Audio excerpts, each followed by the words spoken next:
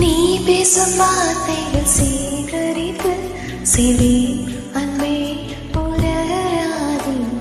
நீ தூங்கும் நேரத்தில் தூங்காமல் பார்ப்பேன் தினம் உன் தலை கோதி. கதோரத்தில் எப்போதுமே உன் மூச்சு காற்றில் வெப்பம் சுமப்பேன்.